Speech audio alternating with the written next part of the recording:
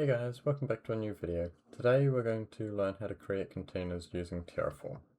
The first step to doing that is we need to create API keys for our computer and Terraform to access our server.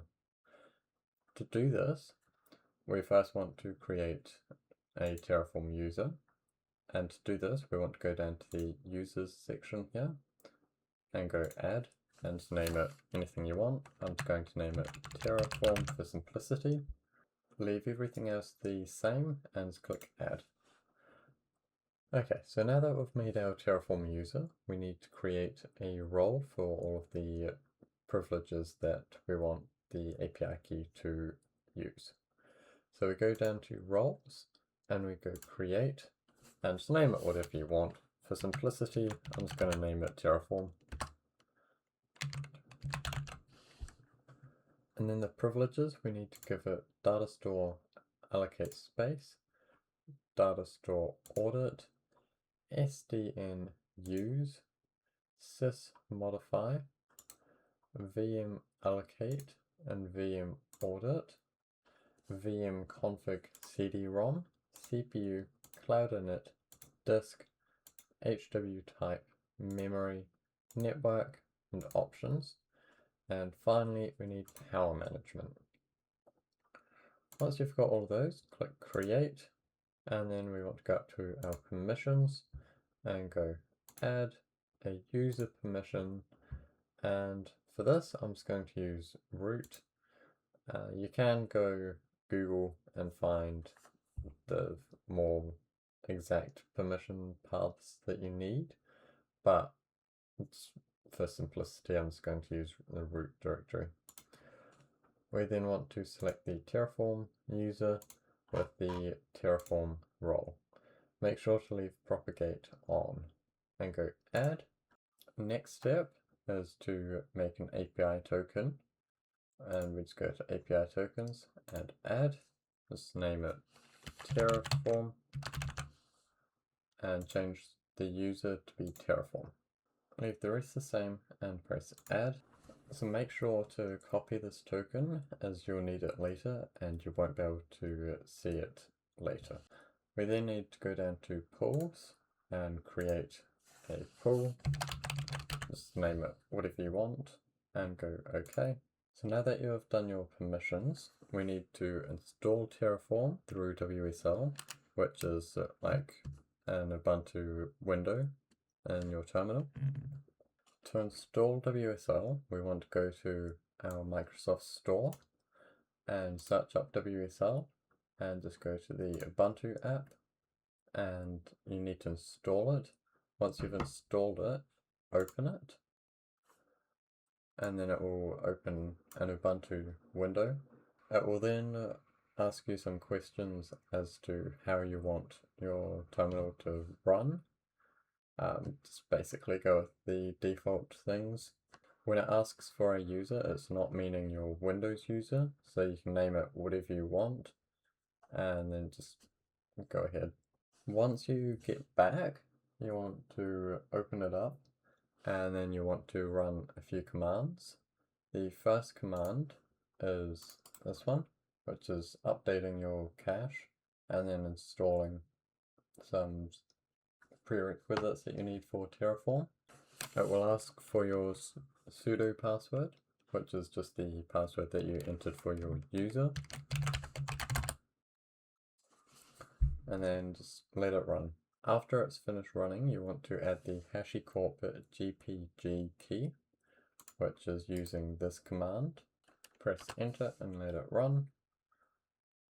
And then once you've done that one, you want to echo it to this file here and run that one. And then once you've done that, you want to update and install Terraform with these commands. To verify that it's finished installing, run this command and you'll see that it's up to date. So once Terraform is finished installing, you need to set up some folders. Next, we need to create our scripts. The first script we'll be doing is our Terraform script to create containers. To do this, we want to go to our File Explorer, and inside any folder you want to create a new folder and name it anything you want. I'm just going to name it Home Lab Automation. Now that you've made your folder, we want to go to your text editor. Any text editor is fine. I'm going to use Anti-Gravity, which is similar to Visual Studio Code. We go in and we want to open up our folder, and we want to navigate to our folder. Once you've found your folder, you want to select it and go Select Folder. Now that we're in the folder, you want to create another folder and let's name it Terraform. Now that you've made your Terraform folder, we want to add a new folder for modules, and then inside that one, another one for CT, for containers. And now inside this containers folder, we want to create a few files. The first one is main.tf. The next one is output.tf and provider.tf, and finally variables.tf. Firstly, we'll configure the provider file. Inside here, we want to put in some variables, which is just this. This is basically telling Terraform what provider it's going to use. In our case, it's going to be Proxmox. The next file that we're going to be configuring is the outputs file. In here, we want to put in these outputs, which is basically outputting different variables into different variable names. Then the next one that we're going to configure is the variables file.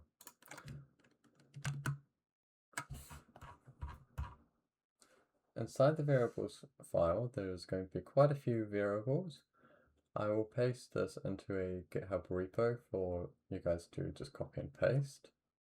But essentially it's telling it that these are the variables that the container needs and what it expects to be given for the container.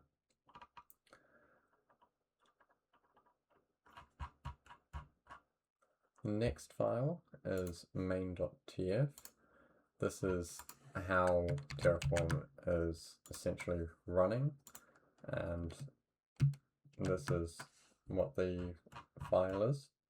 And again, I'll just put all of this into a GitHub repo for you to just copy. But it's just essentially telling Terraform how to run and how it works and stuff. Now that we've done that, our next folder is in the Terraform folder, and we want to create a new folder and name it invs. And inside this one, we want to do lab. And then inside here, we need to create quite a few files. The first one will be another main.tf and another outputs.tf, as well as another variables.tf.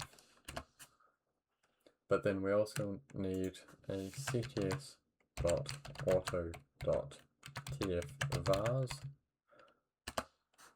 as well as a terraform.tf state and a terraform.tf vars.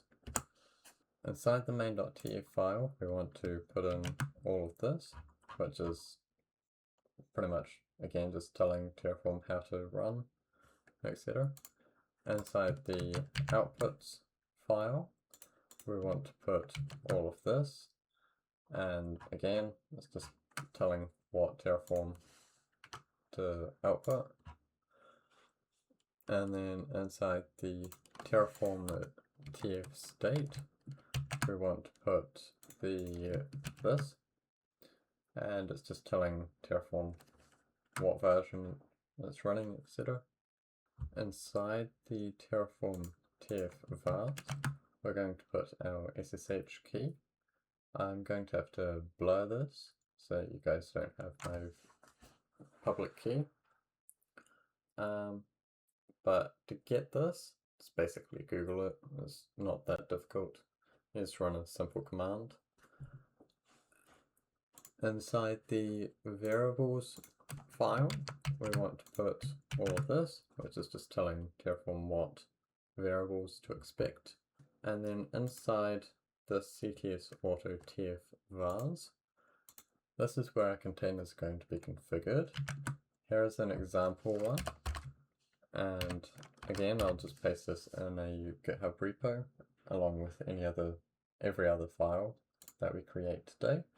So you can configure all of the variables here and give it a name, what OS you want to use, the container ID number, what node.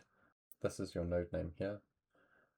And then you want to give it the pool ID, which is what we created before, what storage it's going to use for the container storage, as well as the file size, how much storage you want to give it, the number of cores, how much memory, what bridge. Generally it's just going to be this. The VLAN ID, just leave it 0, and then what your IP address you want it to be, and your gateway. Make sure unprivileged is true, and nesting is also true. The groups, just give it a group name, just name it whatever you named your name, pretty much. Binds, leave as that, and then make sure your SSH key is here. I'll show you how to generate this soon. So I've gone ahead and added all of the containers that I'll be configuring, and now this is basically finished. Your Terraform is pretty much all configured. The last step that we need to do is make our SSH key. To do this, we want to go to the terminal and type in SSH keygen -t ed25519-c, and then put in what you want it to be. It doesn't really matter what you put here, but let's do whatever you want. I'm going to do Ansible at PC, and then run that, and it will generate an SSH key. But I've already done this, so I don't want to. To verify that you have your SSH key, and to find what the key actually is, you want to do cat.ssh, and then the ID being that .hub. This is your public SSH key, which I'm going to blur, but you need this for the script. So run that, and then you'll get this, which you can copy the entire thing, and this is going to be what you put in the Terraform TF vars, and just paste that in here.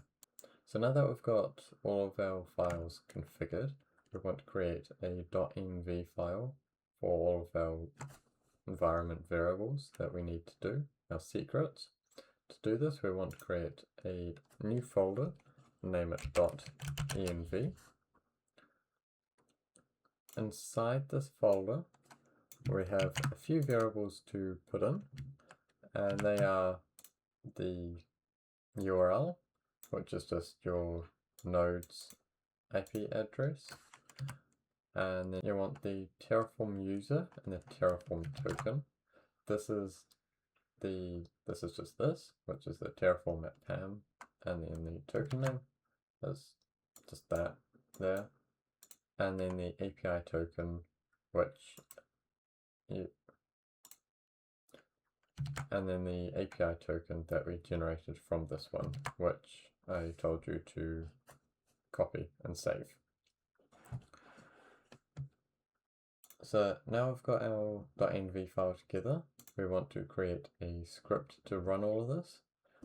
is not 100% necessary, but for how I've configured my Terraform files, I do need it.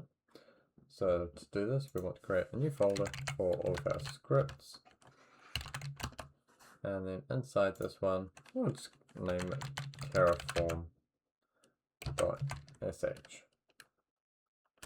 Inside this file, we want to paste this script, which I'll upload to GitHub. Essentially, all this is doing is getting our environment variables from the .env file and bring them into Terraform to use. And then it's just running the Terraform init and the Terraform plan, and then finally the Terraform apply. To run the script, we want to go back to our terminal, and then we want to change the permissions of the file of our script to make it executable. And to do this, we want to do change mod with plus and x, and then the location of the file, which is in the scripts folder, and we've named it Terraform. Once you run that, nothing will show up, but it's done, and we just want to do dot and slash, and then the location of our new script, and then let it run. It will create a few files in here. So based on this output, it looks like I accidentally made the API token permissions incorrectly. And all we need to do is go back to our API token, and we want to go edit and turn off privileged separation, go OK.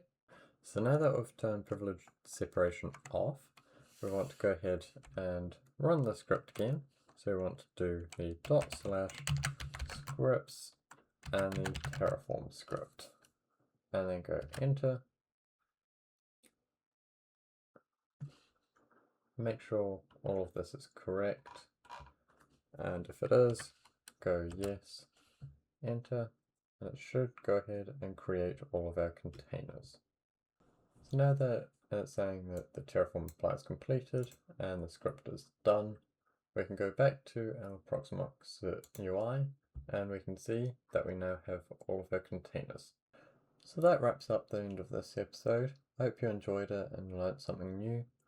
Next episode, we're going to learn how to configure these new containers using an Ansible script. Hope to see you then.